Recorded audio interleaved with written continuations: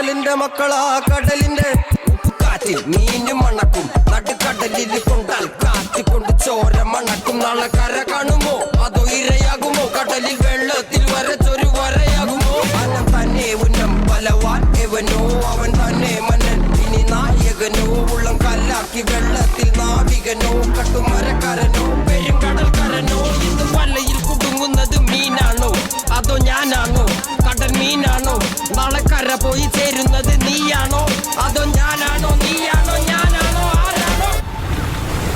Hi மக்களே, எல்லாருக்கும் வணக்கம்.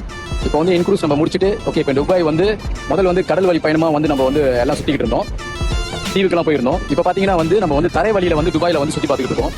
நல்ல ஒரு பெரிய லெவலில் வந்து ஒரு எல்லாமே வந்து பார்த்தீங்கன்னா ஃபுல்லாக ஒரு லக்ஸரியான வாழ்க்கை நல்லா இருக்குது. இப்போ பார்த்தீங்கன்னா பூஜ் கலிஃபா நம்ம வந்திருக்கோம். இப்போ இதுதான் வந்து துபாயில் பார்த்தீங்கன்னா இதுதான் மெயினாக வந்து எல்லாருமே பார்ப்பாங்க.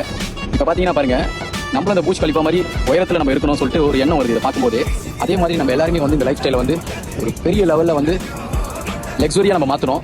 இதுக்கு நம்மளுக்கு வந்து ஒரு லக்ஸரியான ஒரு லைஃப் ஸ்டைல் வேணும்னா கண்டிப்பாக நம்மளுக்கு வந்து அது பணம் சம்பாதிக்கிறதுக்கு நிறைய வழி இருக்கும். கண்டிப்பாக உங்களுக்கு தெரியும், இது வரைக்கும் நம்ம வீடியோஸ் போட்டிருந்தோம். இது எல்லாமே வந்து இந்த இன்க்ரூஸ் மூலியமாக நம்மளுக்கு அந்த லக்ஸரி கிடைச்சிருக்கு. இது எல்லாமே வந்து உங்களுக்கு வந்து ஒரு பயனாக இருக்கும் இந்த வீடியோஸ்லாம் எல்லாமே பார்க்கும்போது. ஓகேங்களா? இதனால வந்து ஒரு சுற்றுலான்றது வந்து ஒரு மிகப்பெரிய ஒரு மன அழுத்தம் இல்லாமல் ஒரு சந்தோஷமாக ஹாப்பியாக பிடிக்கிறது ஒரே விஷயம் வந்து இன்க்ரூஸ் பண்ணுறோம். சரிங்களா? நன்றி, வணக்கம். കടലിന്റെ മക്കളാ കടലിന്റെ